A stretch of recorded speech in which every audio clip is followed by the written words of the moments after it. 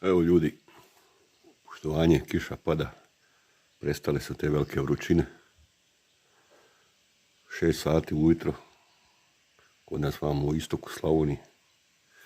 A ja, evo stavio sam skuhat neki bugrač, nešto sa mesom, ko gulaš, ko čorbanac, tako nešto. Malo mesa, više ove pizdarija, kako se zovu. Mrkva, peršin, celer, luk, paprika, krumpir. Tako da skuvam, ako slučajno bude vruće, da bude skuvano. Eto ljudi, ako vam se sviđa, lupite subscribe, prijavite se na moj kanal ako želite. Ako ne, vama ništa